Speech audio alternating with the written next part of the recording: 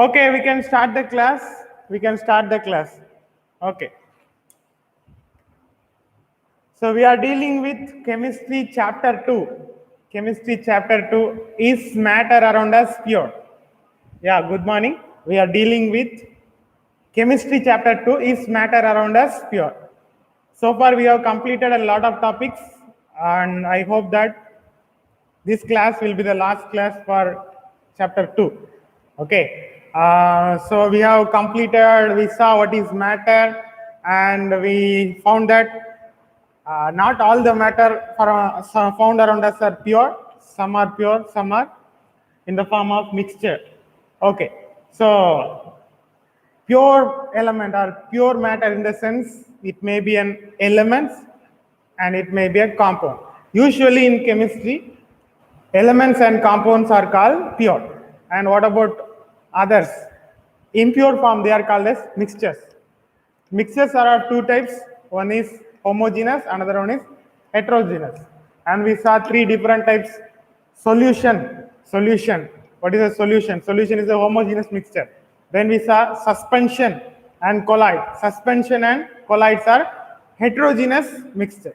I hope you are clear with that, isn't it? Okay. Then we saw what are the ways to separate the components from the mixture, how to separate the constituents, components from the mixture. We did some practical and we saw some different methods. For example, how to separate ink, how to separate dye from ink.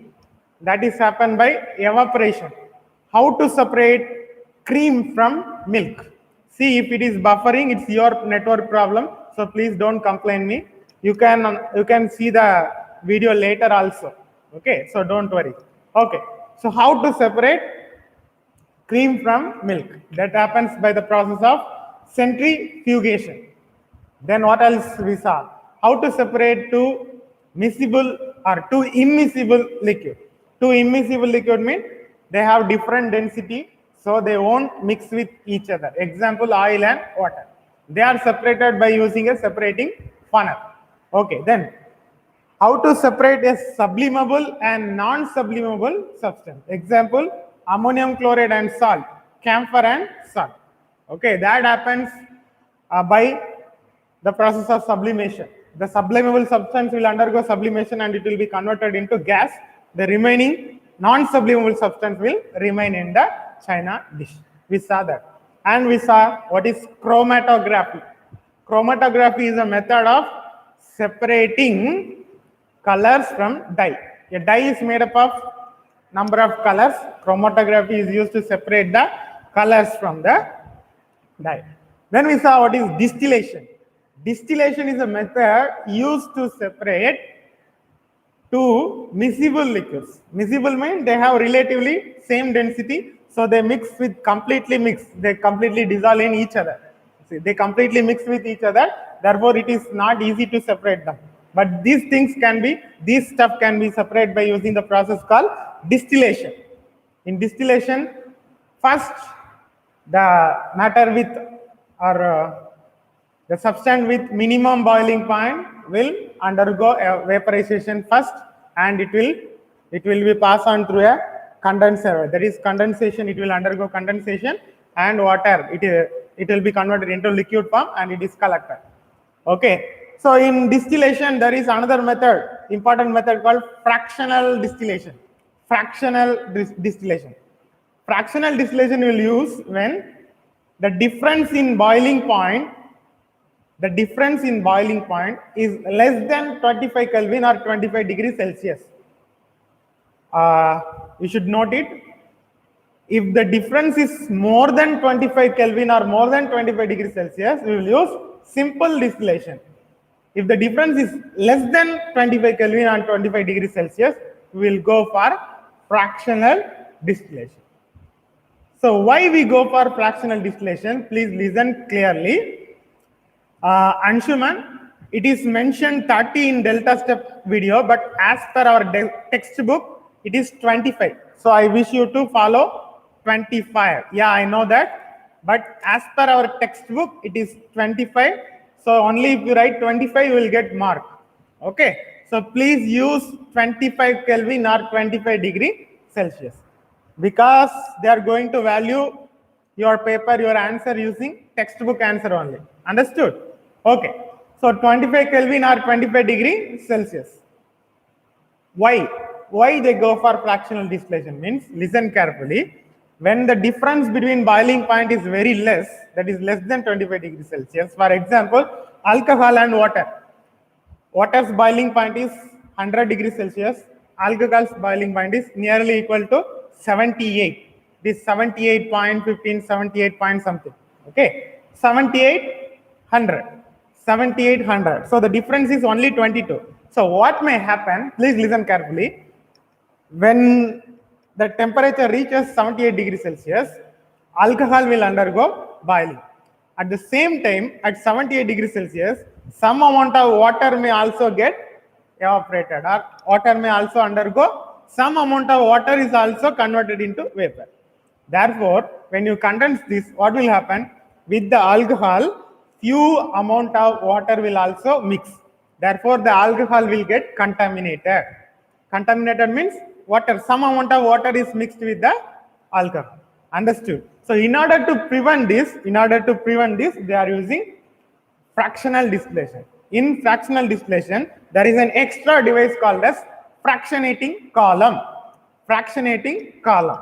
Okay. So in fractionating column, there are several beads, round beads will be there. Okay, beads are usually round.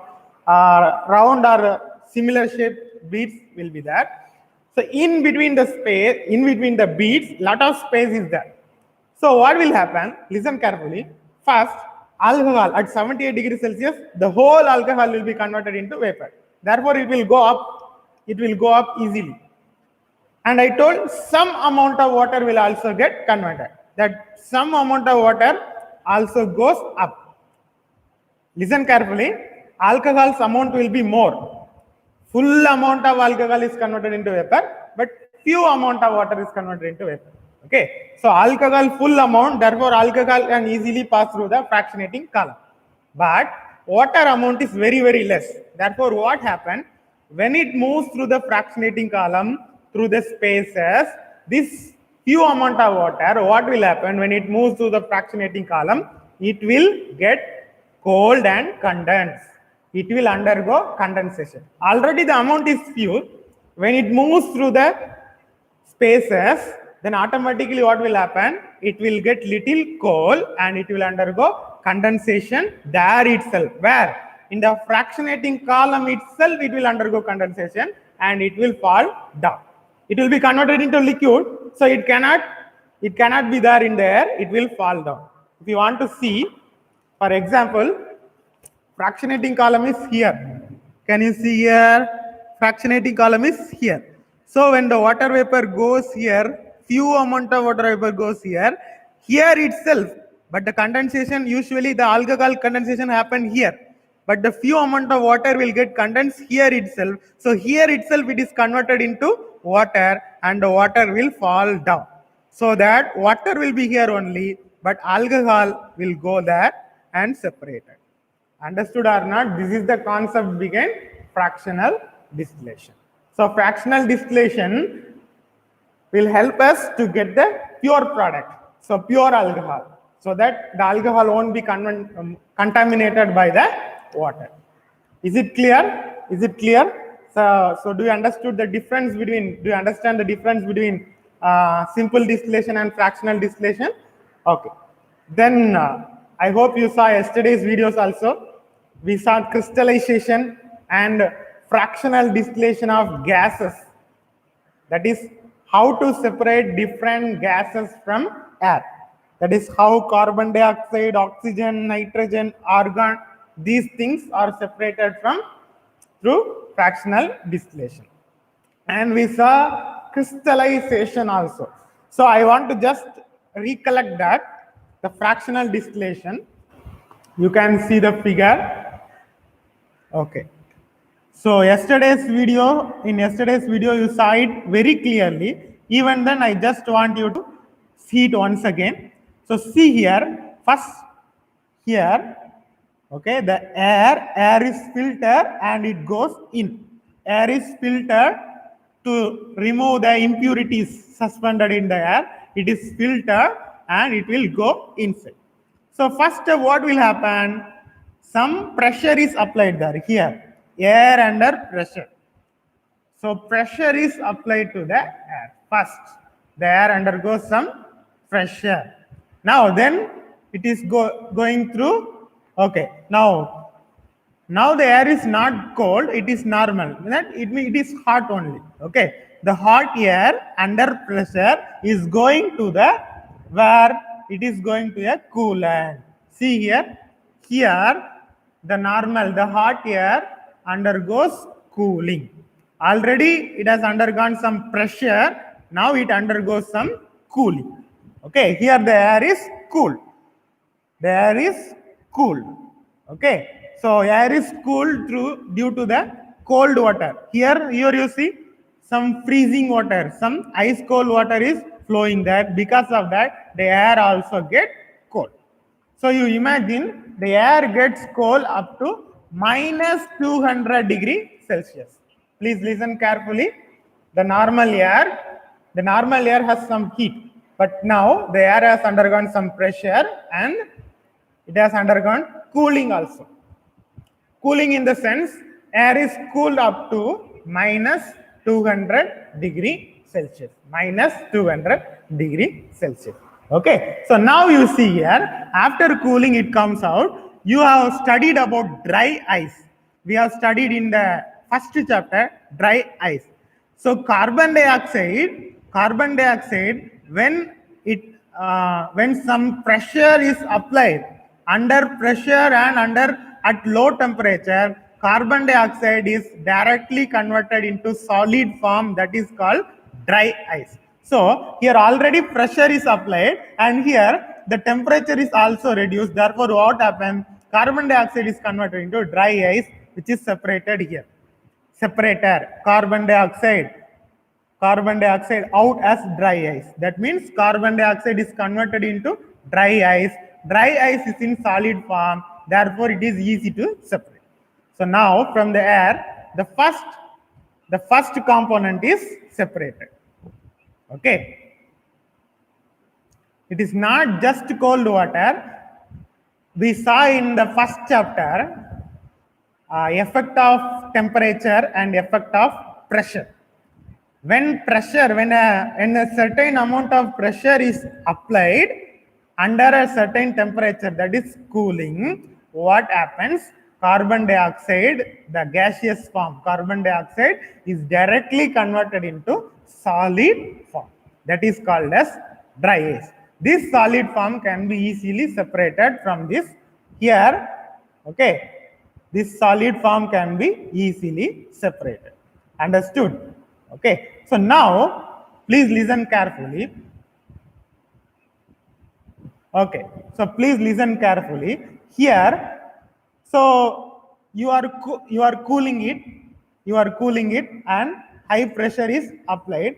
Okay. So now you should understand one thing. Now air is in the form of liquid. Why? Because you are cooling it up to minus 200 degrees Celsius. Understood or not? You have cooling it up to minus 200 degrees Celsius. Therefore, here you see liquid air. Now air is converted into liquid form. In that liquid form, so carbon dioxide is separated as dry ice, that is solid form. It is easy to separate solid from a liquid. Therefore, in the separator, carbon dioxide is easily removed. Now the liquid air is passed through this expansion jet. So now in the expansion jet, what happens? Who is asking? Melting point of ice 0 degrees Celsius. You don't know that? Melting point of ice is 0 degrees Celsius. Please listen here. If you have any doubt, please ask little later. Now please listen. Okay. So when it passes through the expansion jet, the pressure gets little bit reduced. Earlier more pressure was applied. Now the pressure gets little reduced, and now it is passed through the fractional distillation column. Okay. I ask you to please listen. Please listen to this and you can ask the questions later. Okay. So now listen carefully. Now listen carefully. Okay. So now it is passed through the fractional distillation column. Okay. So in the fractional distillation column, what will happen? Slowly the gases will get separated. See, they are of different height. In the fractional distillation column, different outlet is there. First argon is going out and then in the upside nitrogen. Okay, how you can know that? Here there is a column given. See here. Okay, wait a minute. The boiling point is given. 1 minute wait, I will show you. Boiling point of oxygen, where it is. Okay, can you see that? The boiling point of argon, nitrogen and oxygen is given. Can you see this? Can you see the boiling point? Okay. So boiling point means when this temperature is, I already told you, now please listen carefully. I already told you, when you cool the air to minus 200 Celsius, now it is in liquid form. So it is given liquid form. So minus 200 degrees Celsius. Okay. So now you stop cooling, what happens? So normally you are cooling, so water will be converted into ice. When you stop cooling, what will happen? Ice will be converted back to water.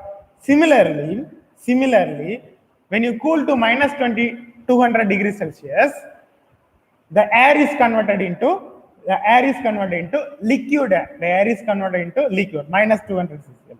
Now you stop cooling, what will happen? The temperature minus 200, it is in minus. So you should understand one thing. In minus, bigger number is smaller. That is, minus 200 is big or minus 100 is big. Which number is big? Please answer me. Minus 200 is big or minus 100 is big. Which one is big? Which one is the greater number? Minus 200 is big or minus 100 is big? Yeah, in minus, the smaller value is the bigger one. You should understand that. Okay, so minus 200 is not big, minus 100 is the big number. Okay, so what will happen when you stop cooling? Minus 200, it will become minus 199, minus 198, like that it will be going on. Okay, so now listen. When it reaches minus 196, see here, nitrogen's boiling point. When it reaches minus 196, what will happen? Nitrogen's boiling point is minus 196. That is, from the liquid air, nitrogen alone is converted into gas. I'll ask you to imagine that it reached minus 200 degrees Celsius. Now you stop cooling. What will happen when it reaches minus 199, minus 198, minus 197, minus 196? When it reaches minus 196, that is the boiling point of nitrogen. Therefore, nitrogen is converted into vapor form. Here it is in liquid. The whole air is in liquid form. Okay, at minus 196 degrees Celsius, nitrogen is converted into gaseous form. Okay, so listen carefully. Because of that only, here in the top nitrogen is there now. Why in the top nitrogen is given? First, when 196 degrees Celsius is reached, nitrogen is converted into vapor and it will go up. It will go up and it will be collected through this path and it get separated. Understood or not? Here it will go up and it will get separated. Okay, now what is remaining? Argon and oxygen is remaining. Now argon and oxygen is remaining. Okay, so now again you see, what is the boiling point of argon? What is the boiling point of argon? It is minus 186. It is minus 186 degree Celsius. Now 196. All the nitrogen is removed. Now 195, minus 195, minus 194, minus 190, minus 189, minus 188, minus 187. Now it reaches minus 186. At minus 186, this is the boiling point of argon. So what happened? Now argon is converted into gaseous form. So argon is removed. So this is the outlet for argon. You see here, first nitrogen is removed, then what is removed? Argon. So 186 degrees Celsius, it goes up and it gets removed. Understood or not? So what is removed? Nitrogen is also removed, argon is also removed. Now what is remaining? Now what is remaining? Now also the air is in liquid form only, but nitrogen and argon already removed. Carbon dioxide first itself removed, now nitrogen and argon also removed. Understood? Okay. So now what is remaining? In the remaining only oxygen is there. So liquid oxygen is taken here. So there in the air only what is remaining? Oxygen is remaining, that is taken here. Now again when it reaches minus 183, this oxygen will also get converted into vapor because oxygen's boiling point is minus 183. So this oxygen also converted into vapor at minus 183 degree Celsius. Okay, this is how we separate different gases. This is how we separate different gases from air. Okay, already in yesterday's video already it was explained clearly. Okay, now I hope I also explained it clearly to you. So let us recollect crystallization. Okay, so that's all. Fractional distillation is over. Fractional distillation of gases. Now let us move on to crystallization. Okay, so please listen carefully. I hope you clearly understood fractional distillation. Now let us move on to crystallization. So crystallization is a method of producing pure crystals of salts. For example, copper sulfate. Even you can apply the crystallization method to salt and sugar also. Normal sodium chloride and normal sugar also. Okay, so it is useful for making pure crystals of any salt. In your book, copper sulfate is given. I will tell you the concept behind it. Actually, in your textbook, the real concept is not explained clearly. So please listen carefully. I will explain it clearly. The real concept behind crystallization. Okay, so please listen. So what is the real concept? First, you will take the salt, for example, copper sulfate. Okay, copper sulfate, blue color. So you will take the copper sulfate salt. You will dissolve it in, or you will mix it with water. You will mix it with water. Okay. You have studied a term called saturated solution. You have studied a term called saturated solution. Saturated solution means, what is the meaning? You have dissolved the maximum amount of salt, the maximum amount of solute that is capable of dissolving. Kamal, if you don't know saturated solution, go to the previous videos and see. Always you will say no. Okay, go to the previous videos and say, I will explain once again. Saturated solution means in a solution, no more solute can be dissolved. For example, in 1 glass of water, only a few amount of salt is dissolved. If you add further amount of salt, the salt will not dissolve, it will get settled down. Okay, so saturated solution means maximum amount of solute, maximum amount of salt that can be dissolved is already added. Okay, so now what? You have to filter it. Okay, you add the enough sufficient amount of saturated amount of copper sulfate to water and you will filter it. Why you are filtering it? You are filtering it to remove the impurities. Okay, you are filtering it to remove the impurities because you want pure copper sulfate. Okay, so now please listen carefully. Okay, so now this concept is not explained in your book, but actually you should prepare a super saturated solution. Super saturated. I am typing it. Super saturated solution. Okay. The concept behind crystallization, you should prepare a super saturated solution. I will tell you what do you mean by that. I will tell you what do you mean by super saturated solution. Please listen carefully. Please listen carefully. Okay, so please listen carefully. So what do you mean by supersaturated solution? Means, so normally in water, some amount of copper sulfate can be dissolved. That is called saturated. The maximum amount that is dissolved, then it is called as saturated solution. But you have studied when you heat water, on heating water, the solubility level increases. Do you remember that? On heating a liquid, the solubility level increases. The solubility level increases means if in 1 glass of water, normal water, you can dissolve only 1 spoon of salt, means when you heat the water, in hot water, you can dissolve 1.5 spoon or up to 2 spoons. Understood or not? On heating, the solubility level increases. In a normal glass of water, if you can dissolve only 1 spoon of water, in hot water or in boiling water, you can dissolve more than 1 spoon, 1.5 spoon or 2 spoon. Understood? This is the concept behind it. Therefore, you take a saturated solution and you start heating it. Okay, so you should not heat it strongly, you heat it mildly, in mild flame.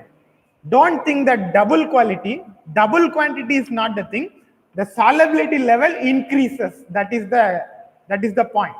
On heating, the solubility of a liquid increases. That is the point. Therefore, when you heat this saturated copper sulfate solution, what will happen? You can further dissolve some more copper sulfate there. You can dissolve some more copper sulfate there. This is called as super saturated solution. You can dissolve more copper sulfate than the usual one. The usual one is called as saturated solution, but this one is called as super saturated solution. Why I told you have to use mild heat, not more heat. When you use more heat, it may get boiling. It should not get boiled. It should undergo only evaporation. It should undergo only evaporation. It should not undergo boiling. If it undergo boiling, then copper sulfate may also go up. Understood or not? The copper sulfate may also go up. Therefore, it should not undergo boiling. It should undergo evaporation only. In your book also it is mentioned evaporation. Okay. So now listen carefully. So now supersaturated solution. Okay. Now you got supersaturated solution. Now you take the glass of copper sulfate solution. Okay, away from the heat, away from the burner. Okay. So now what happened? It will start to cool. It will start cooling. Now if you remove the heat, automatically it will start cooling. Now listen carefully. Now when already it is a super saturated solution. Super saturated solution means there are some extra solute dissolved in that than the usual thing. Usually 1 spoon of water means now 1.5 spoon or 2 spoon is dissolved. That means some extra amount of solute is there. Now when it starts cooling, when it was hot, okay. When it was hot, it was able to hold the 2 spoon of copper sulfate. Now when it is cooling, when it's undergo cooling, it cannot hold that 2 spoon because there are some extra amount of copper sulfate dissolved in that. Therefore, what will happen? The extra amount of copper sulfate will undergo precipitation. Precipitation means that will start to settle down or that will start to settle. The extra amount of copper sulfate dissolved because the solubility was increased. When you cool the copper sulfate, the extra amount of copper sulfate will undergo precipitation. Understood or not? When it undergoes precipitation, it will start to form crystals.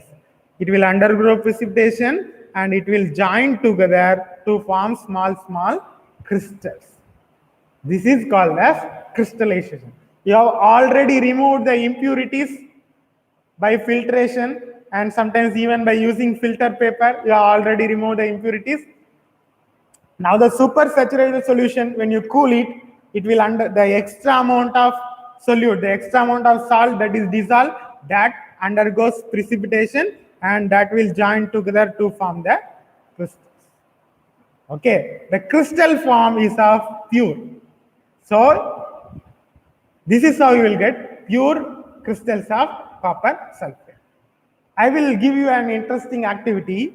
You can make sugar crystals by this method. Please try this at home. You can make sugar crystals. Instead of copper sulfate, you use sugar. I wish everyone to try this at home. Instead of copper sulfate, you use sugar. First, you dissolve sugar in water up to the maximum level and prepare a saturated solution of sugar. I am telling it. Take 1 glass of water or 1 beaker of water, dissolve some sugar, make sure that you get the saturated solution. Okay, so now take the beaker of sugar solution and gently heat it. Don't heat it in a strong manner. You can heat it in a candle, that is enough. That is, it should undergo evaporation only, it should not undergo burning. Okay, so once the sugar solution get heated, add some more sugar, so that you will prepare a super saturated sugar solution. You will prepare a super saturated sugar solution. Okay, so before doing this, you should do the filtration. Before doing the heating itself, you should do the filtration. Why filtration? Filtration is used to separate the impurities present in the sugar. Understood or not? Okay, so now you have prepared a super saturated solution. After you make sure that you have prepared a super saturated solution, you put off the flame and you keep it separately. Don't disturb the super saturated solution. Please keep it separately. Please keep it separately. Don't disturb that. For getting the sugar crystal, you can do one thing. Take a thread. You know thread? For paper, for tying paper, your exam paper, you will use a thread, na? Take some thick thread. Tie one end with a pencil. Okay, for example, if this is the pencil, tie one end of the thread with the pencil, and now the thread is here. This is the pencil. Imagine. Now you gently introduce it into the beaker containing. Imagine this is the beaker containing supersaturated solution. You place like this. So that the thread is touching the supersaturated solution. Understood or not? Please introduce the thread like this. The thread should touch the supersaturated solution. Now what will happen? When the supersaturated solution undergoes cooling, the extra amount of sugar dissolved will get precipitated and it will get collected around the thread. The precipitated sugar will get collected around the thread.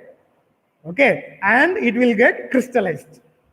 Now after some time, when you take the pencil with thread like this, after some hours, don't disturb it. Wait for some 5 or 6 hours. Okay, even it will be good if you wait for a day. Because crystallization is not a fast process, you need some time for that. Okay, after few hours, or at least after a day, please give 1 day. Okay, you do it in the evening and check it in the morning. In the morning, if you take the pencil with the thread outside, with the thread, the sugar crystals will be attached. This is how you can do the crystallization process with sugar. Please try it at home. This is your activity. Okay? Can you try it today?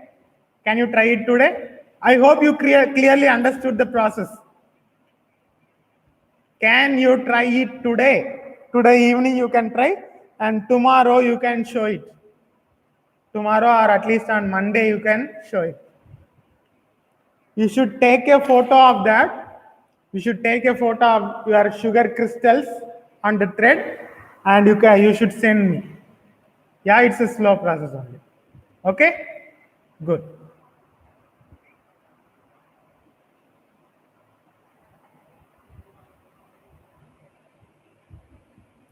You can take a photo or you can take video and show me.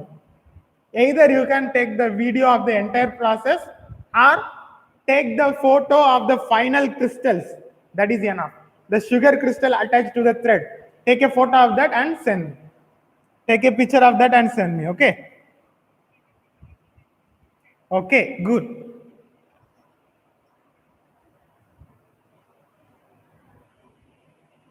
Yeah, photo is enough. Okay. Okay, now listen. So now application. You can do it with salt also.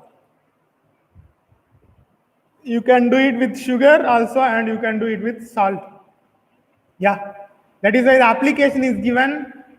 This process crystallization is used for the purification of salt that we obtain from. Salt is usually obtained from seawater. So you can use this process for purification of salt that is obtained from seawater. This process is also used for the separation of crystals of alum, ALUM. So alum is generally used. I think you would have saw alum. If you don't know what is alum, in Google, please type alum, you will get the picture. Alum is used even in skin treatment, in hair treatment, in skin treatment, in purification of water. Alum has so many uses. ALUM.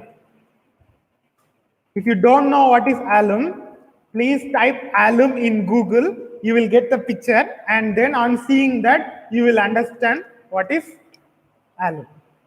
Okay. Alum is also called as Fitkari. Fitkari. Fitkari or Phitkari. Fitkari. Okay. Sometimes some people use the spelling Fitkari. Some use the spelling Phitkari. Okay. So I think I won't show that. You can see that in Google. Okay. Okay. So now we'll go to the next topic. That is purification of water. That is also already covered. I will just touch it and I will go. Okay, this is the picture given. Purification of water. Most of you may get municipality water. You may get municipality water to your home directly, or you may not. Okay, most of them they get. Okay, so how they purify the water? That's the question. How they purify? First, see here. This is the reservoir. Reservoir is the dam. Imagine we have a dam, isn't it?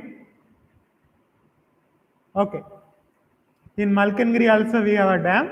Imagine this is the dam. Okay. Reservoir means this is the dam or this is the pond or lake where that is the source of water. From there only we are taking the water. Okay. This is our Malkangiri dam. Imagine like that. First, what happened? From the dam, water is taken. Where it is going? It is going to the sedimentation tank. First, from the reservoir, it is going to the sedimentation tank. In sedimentation tank, what happens? Of course, in dam water or in pond water, there will be a lot of impurities, big impurities, sediments that are called as sediments. Dust impurities called as sediment. In this sedimentation tank, the big impurities will get removed. The big impurities will get removed. They may get settled down. So in this tank, the sediments, the big impurities are settling down so that it will be removed. This is called as sedimentation tank. The second tank is called as loading tank. Loading tank. Loading tank is used to separate the suspending material. That is, it is used to separate the suspending material or colloidal material. Some colloids are also there. Please listen. In loading tank, some suspending impurities or some colloidal impurities will be removed. How it is removed? I already told you, alum. alum or Pitcurry is used to purify the water also. In loading tank, alum is usually added with water. So what will happen? Alum will react with this, with the suspending particles or the colloidal particle, and they will make them to settle down. Usually the suspending particle will be suspending in the water, but when alum is mixed with that water, they will make the suspending particle to settle down. Therefore, in that way, the suspending impurities will be removed. So this is called as loading tank. First one is suspending tank, second one is loading tank. Then the third one is filtration tank. Even when the suspending particle is removed, there may be small impurities, tiny impurities are there. These tiny impurities are removed by using filtration tank. The small tiny impurities are removed by using filtration tank. Understood or not? Filtration tank, here it is given. It is mainly made up of 3 layers. One is the layer of fine sand, small sand. Another 2 are layers of gravels. Okay, gravel stone, small gravel. First one is small gravel, another one is coarse gravel. Coarse gravel means little big gravel. That is gravel means like stones. First layer of fine sand, second layer of fine gravel, small gravel, third layer of coarse gravel, big gravel. This tank is called as filtration tank. When water passes through the layer of sand, the layer of fine gravel and coarse gravel, that small impurities that may settle here, only the water will go down. Understood or not? When water passes through these 3 layers, the small impurities are settled down here, settled somewhere here, not down, settled somewhere in this layer. They are trapped in this layer. Only water flows down. The small impurities are trapped in this layer. Only the water, pure water will go down. This is how the water is filtered. Okay, so now in the outcoming water, in the output, the suspending impurities removed, big sediments are removed, small impurities are also removed. Only one thing may be there, only one thing may be remaining, that is some microorganisms may be remaining there, some bacteria, isn't it? Because it passed through sand, gravel, sand, etc. So impurities are removed, but some microorganism may be there. If we drink that water, we may get affected due to the microorganism. Because of that, there is another one tank called as chlorination tank. This is called as chlorination tank. You would have saw the chlorination tank. Normally in our city, in Malkangiri town also, there are some water tanks there. In that water tanks, what happened? Water is collected and chlorine powder is added there. Chlorine powder, few amount of chlorine powder or some bleaching powders are added there. They should not be added more, they should be added less. Sometimes when you get the municipality water, you will feel some smell there, some chlorination smell. That means some amount of chlorination is done. This chlorination is needed to kill the harmful bacteria, but when more chlorination is done, the water itself may get contaminated. Therefore, they should be carefully do the chlorination. Chlorination is needed to kill the harmful bacteria, but it should be done in less level only. Understood or not? Okay. So from that tank, water is supplied to the houses and everywhere. Okay. Yeah, bleaching. This is not the spelling.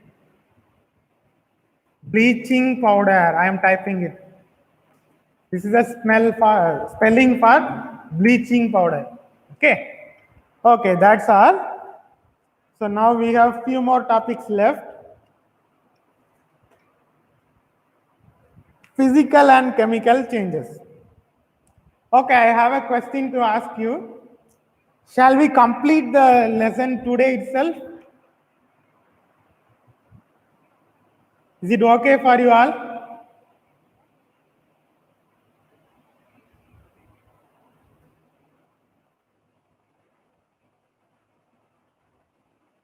Shall we complete the remaining topics? Physical and chemical change, types of pure substance. Yeah, small topics only, so I think we can complete it. Physical and chemical change and types of pure substance. Okay, so now please listen. This topic is familiar to you, physical and chemical change. Okay, I want to complete it today so that we can conduct quiz in the next class. If madam permits tomorrow, then tomorrow. Otherwise, on Monday, we will have the quiz. I already promised you that I will conduct one more quiz and I will give prize worth 200 rupees to winners. Okay, so I will complete it. Please listen carefully. Okay. So we have studied two types of things, properties: physical property, chemical property. Physical process, chemical process. I already told you one thing. A mixture can be easily separated by physical process. The components, the constituents of mixture can be separated by physical process. But the constituents, the components of compounds can be separated only by chemical process. That is, moody mixture can be separated easily by physical process. But water can be separated again into oxygen and hydrogen only by using chemical or electrochemical process. That means there are two types of changes. One is physical change. One is physical change and another one is chemical change. I have already taken classes for 7th science. So I know that you have studied this topic in 7th standard itself. What is the difference between physical change and chemical change? Physical change will affect only the physical property. Physical property means melting point, boiling point, state, solubility. In book also some properties are given. Color, hardness, fluidity, density, rigidity, melting point, boiling point. These are the physical property. So physical change will affect only this. A good example for physical change is all that what we have studied. Evaporation, boiling, then what else we have studied? Melting, condensation, sublimation, deposition. All these are examples for physical change because here only the state of matter is changed. Only the state of matter is changed. For example, when water is converted into vapor, in water in liquid form also, the formula is H2O. The chemical formula is H2O.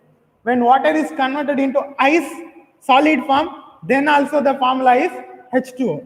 When water is converted into gas, then also the formula is H2O. That means there is no change in the chemical property. No new compound is formed. No new product is formed. Only the state is changed. Only the state of matter. Liquid to solid, liquid to gas, gas to liquid, liquid to solid. Only there is change in state. So this is a physical process. This is a physical process. But when hydrogen and oxygen reacts to form water, this is not a physical process. Here a new product is formed. Water is entirely new product because, why? Because hydrogen is different. Hydrogen is a gas. Oxygen is different. Oxygen is a gas. But when they both react, it forms an entirely new substance called water. Water is not a gas. Water is normally a liquid. Therefore, an entirely new product is formed. This is called as chemical process. The new process have different chemical nature. Chemical process or chemical change means a new product will be formed and the new product have a different chemical nature. The chemical nature of oxygen is different, but the chemical nature of water is different. This is the difference between a physical change and a chemical change. You want a good example? You have already studied it in 7th standard. You have already studied it in 7th standard. Burning of a candle. Burning of a candle. Burning of a candle has 2 examples. That means it has both the process. It has chemical process also. It is an example for chemical process also. It is an example for physical process also. That is, a physical change also happens there. A chemical change also happens there. What is the physical change happen here? When you burn a candle, the candle which is in solid form, when it burns, it gets melt into liquid form. It gets melt into liquid form. Solid form to liquid form. This is a change in state. This is a physical change. This is a physical change. When you burn a candle, the candle gets melt. The candle get melt. Melting of wax. Melting of wax. Understood or not? Okay. The melting of wax. So melting is a change in state. Melting is a change in state. Okay. Change in state is a physical change. Now, where is the chemical change here? Where is the chemical change here? When you burn the candle, when the wax get burned, what will happen? Carbon dioxide is produced. What is produced? Carbon dioxide is produced. A new chemical product which has an entirely different chemical nature is produced. Carbon dioxide is a new chemical product. It has entirely different chemical nature. This is the chemical change. Now you clearly understood the difference between physical change and chemical change. So a mixture can be separated by physical process, but a compound can be separated only by using chemical process. Understood or not? Understood or not? Now you clearly understood what is a physical process and what is a chemical process? Okay. Very good. Now we have only one more topic, so we may finish in another 5 or 10 minutes. Please cooperate with me. Okay. So let us move on to the next topic. The next topic is the types of pure substance. I already told this. Types of pure substances. What are the pure substances? What are the pure substances? I already told you, often I am telling this. The pure substances are elements and compounds. The pure substances are elements and compounds. We have already studied the 3rd chapter and 4th chapter. So you know clearly what is element and what is compound. Element, we have studied. What are they? Hydrogen, helium, lithium, beryllium, boron, carbon, nitrogen, oxygen, neon, fluorine, everything. These are the elements. When these elements chemically react with each other, they form compounds. For example, hydrogen and oxygen reacts in a definite ratio to form water. Water is a compound. Hydrogen and oxygen are elements. They react with each other to form compound. Okay. So there is a scientist called Robert Boyle. I am typing his name. Robert Boyle. He is the first person to introduce the term element. He is the first person to introduce the term element, but there is another person who gave the definition for element. We know him, the father of modern chemistry. Okay, Anton. We already studied about him. Another scientist, great scientist, named Anton Lavoisier. Anton Lavoisier gave a wonderful definition for element. You know, he was already related with laws of chemical combination, law of combination of mass, law of constant proportion. We have already studied this. Okay, so Anton Lavoisier. I am typing his name. Anton Lavoisier He gave the wonderful definition for element. His definition is here. Element is a basic form of matter that cannot be broken down into simpler substance by chemical reaction. I read it again. Elements are basic form of matter that cannot be broken down into simpler substance by chemical reaction. For example, oxygen element O. Oxygen is the simplest matter of oxygen. Okay, you cannot divide it further by any chemical reaction. Of course, you have studied about atoms contain subatomic particles, that is different. But in a chemical reaction, the simplest form is the element form.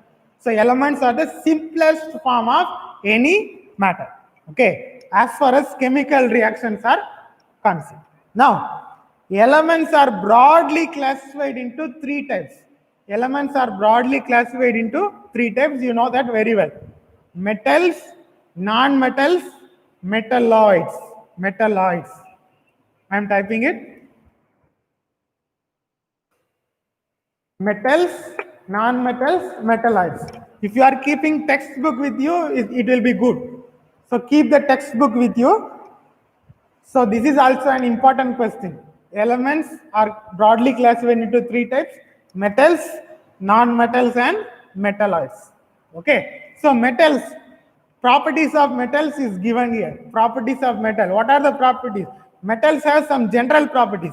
You know, metals mean they are lustrous. Lustrous means they are shining. Metals are lustrous.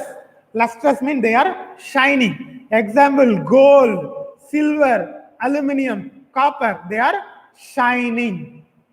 So metals property number one, they are lustrous. That is, they are shining. Then number two, their color is usually silvery gray. Little bit of silver and little bit of gray. Silvery gray and golden yellow. Metals color, they are silver and gray are little related colors, and gold and yellow are related color. First property, they are lustrous, they are shining. Second property, their color is usually silver gray, silvery gray or golden yellow. Then third property, they are good conductors. Metals are good conductors of heat and electricity. Gold is a good conductor, silver is a good conductor, copper is a good conductor, aluminum, everything. Usually, most commonly, metals are good conductors of heat and electricity. Then another one, they are malleable. Malleable means they can be beaten into sheets. Metal can be beaten into sheets. You can see metal sheet, tin sheet, iron sheet, aluminum sheet, gold foil. Metals can be beaten into sheets. That is called as malleability. M-A-L-L-E-A-B-L-E. That is called as malleable. Then metals are also ductile. It is not ductales, it is ductile. Ductile means they can be drawn into wires. You can make them as wires, aluminum wires, copper wires, silver wires. Metals can be beaten into sheets, that is malleability. Metals can be drawn into wires, that is ductility, ductile. So number one, lustrous, shining. Number two, color, silvery gray or golden yellow. Number three, they are good conductors. Number four, they are malleable. And number five, they are ductile. They can be drawn into wires. And the last one given is they are sonorous. Sonorous means they produce sound. They produce sound. If you heat aluminum vessel, it will produce sound, isn't it? Some people are doing that, isn't it? They were beating some aluminum vessels and they were chasing Corona out of India. They were trying to chase Corona out of India. Go Corona, go. They were beating some aluminum and some metal vessels, and they were making some sounds, isn't it? Sonorous. Sonorous means sound. Sonorous means sound. When you hit it, they will produce some tang, some ringing sound. Yeah. Their bell is also an example for that. Bell. Bell is also an example. Okay. That's all. Enough. Now the properties of non-metals are entirely ulta, different. They are not luster. They are non-luster. Let us go to the properties of non-metals. Non-metals, they are non-lustrous. Metals are lustrous. Non-metals are non-lustrous. Non-metals are not shining. Okay. They are of different colors. You cannot say non-metal this color only. They are of different colors. Metals are mainly of few colors, but non-metals are of different colors. Then they are poor conductors. They are insulator. They are not conductor. They are insulator. Insulator means bad conductor. They cannot conduct heat and electricity. They cannot conduct heat and electricity. Then they are non-malleable and non-ductile. They cannot be beaten into sheets. They cannot be drawn into wires. For example, oxygen is a non-metal. Can you beat oxygen into sheet? Can you draw oxygen into wires? If you hit oxygen, you hear any sound? I am trying to hit oxygen. I am hearing no sound, isn't it? They are non-sonorous. If you study the property of metal, then the property of non-metals is already done. They are lustrous, here non-lustrous. Malleable, non-malleable. Good conductor, bad conductor. Ductile, non-ductile. Sonorous, non-sonorous. That's all. This is the property of non-metals. Non-metals includes almost all the gases. Nitrogen, oxygen, isn't it? Several gases. Helium, hydrogen. You have studied several gases. All these come under non-metals. Carbon also come under non-metal, but carbon is not a gas. Then chlorine, bromine, all the halogens. You will study that in detail in 10th standard. Okay. So all are opposite. The properties of metals are, that is why it is named as non-metals. Lustrous, non-lustrous. Malleable, non-malleable. So it is opposite to metal, so it is called as non-metals. Is it clear? Okay. So I think it's clear. Now, the third category is called as metalloids. Metalloids are semi. Semi means they have they exhibit the properties of both. That means they are not good conductors, but they are not bad conductors. They are called semiconductor. Semi means they will conduct, but not much.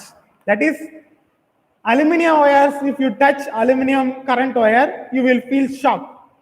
But semiconductor, you will not feel shock. Semiconductors are very important in the field of electronics. That is, metalloids are very useful for the field of electronics.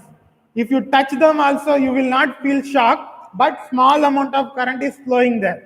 If you take mobile phones, if you take digital calculators, all the digital products are made up of metalloids, silicon, germanium, mainly. Okay, boron, silicon, germanium, mainly chips, ICs, everything they are made up of silicon and germanium only. They are called as semiconductors, or they are called as metalloids. They conduct electricity, but very, very less amount. Even if you touch that, you will not feel shock. Is it clear? You will study in detail if you take electronics field. Actually, in engineering, I have taken electronics field only. So if you take electronics or in higher studies, you will study a lot about this. Understood or not? So, say metalloids are very important for the field of electronics, for digital electronics. Okay. Now you understood what is. They show the properties of both metals and non-metals. Half, semi. Yeah, they have the properties of both metals and non-metals, so they are called as metalloids. Okay. So now, finally, compounds. Compounds, I already told you, when two or more elements mix together to form a new product, they are called as compound.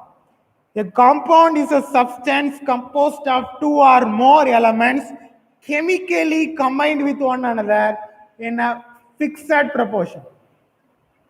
There is one difference between element and mixture and compound. Mixture can be mixed in any ratio, any proportion, but compounds can be mixed in definite proportion. Hydrogen and water will always mix in the ratio 1:8. 1:8 to produce water. I already told you. Whether you produce 1 glass of water, 1 mug of water, 1 bucket of water, 1 tank of water, or 1 river full of water, the ratio is always same, 1:8. Okay? Understood or not? Okay, good. Okay. So compounds means they will have a mixture of two or more elements combined together in a fixed ratio. Understood? 1:8, 3:14, 1:2, like that. The ratio will be always fixed. That is called as compound. Understood? So final question, there is a 3-mark question.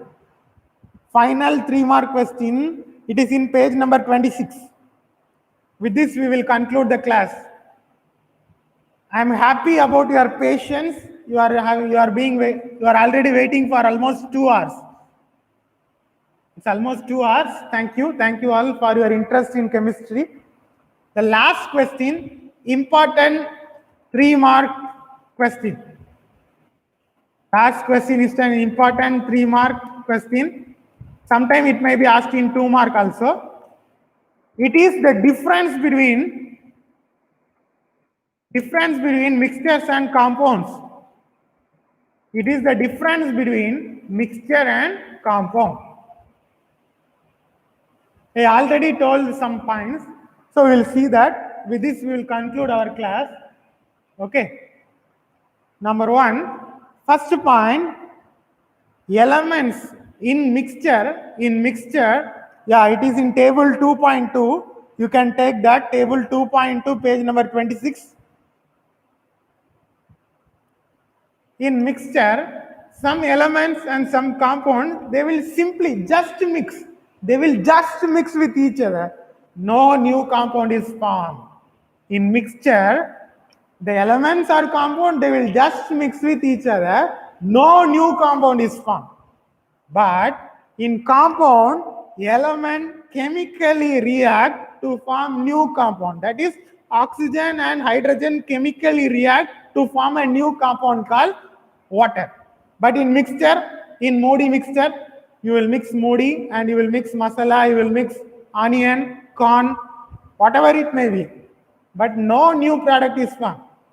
You can feel them, you can see the Modi there, you can see the piyaj there, onion there, you can see the salt, masala, everything there.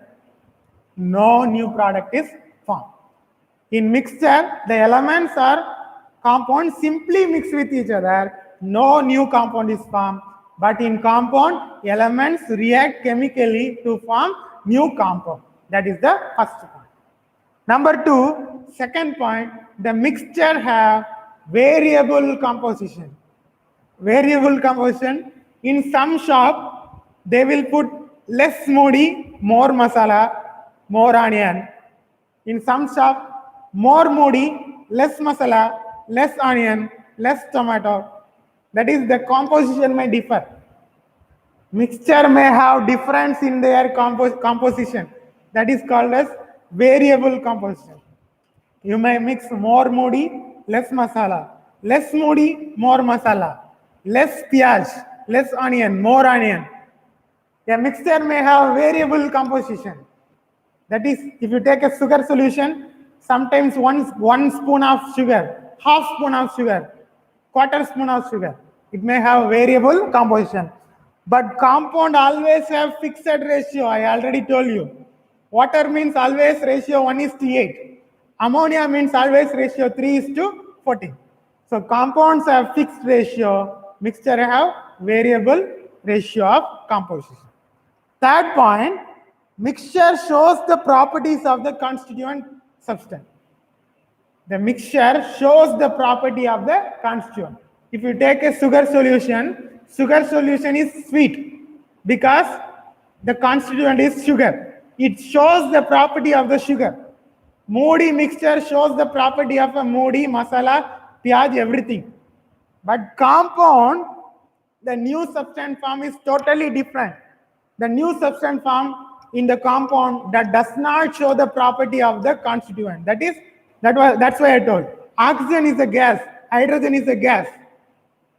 They are tasteless. But water is a liquid. Water is liquid. It is not a gas, it is a liquid. It is not showing the property of the constituents. Mixtures show the properties of the constituents, but compound does not show the property of the constituent. And the last point, a mixture can be easily separated by physical method. Moody mixture can be easily separated by hand picking. Dye can be separated from ink by using evaporation, centrifugation, cream from milk. Milk in mixture, the constituent can be easily separated by physical process, physical change. But in compound, the constituent, the components cannot be separated by physical process. They may be separated by chemical process or electrochemical process. Only chemical process, electrochemical process. That's all. 4 point. The first point, in mixture, no new products is formed, but in compound, new product is formed. Number 2, variable composition, but compound, fixed composition. Number 3, the mixture shows the property of constituents. Compounds does not show the property of constituents. Number 4, mixture can be separated by using physical process, physical method, but compounds cannot be separated by physical. They can be separated only by chemical or electrochemical process. That's all. Okay, so we have completed this lesson. That this much only. It's already time, 2 hours over. I hope you really enjoyed today's class, and I'm happy to announce you that with this we have completed our chemistry portion for 9th standard. 9th standard chemistry portion is already completed, and I really enjoyed teaching you, and I hope you also enjoyed my class. And especially I want to thank you for your patience. You have waited for 2 hours. You have listened for my class 2 hours. Thank you. If you have any doubts, anything, you can always contact me in WhatsApp. Thank you all. Okay, I am feeling more tired also. So with this, we will close the class. If you have any doubt in today's class, please contact me. Don't forget your activity. Don't forget. Sugar crystals.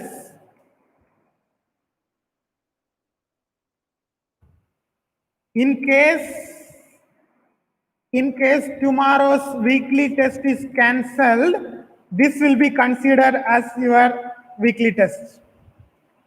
Crystallization, sugar crystallization, don't forget. In case if weekly test is cancelled, this will be considered as your weekly test. 10 marks for this activity. You should either prepare a video or otherwise take a photo of the sugar crystal attached with the thread. Okay. So thank you all. Have a good day. Please go through this chapter 2. Please read all the lines in the textbook. Okay. Thank you all. Thank you, students.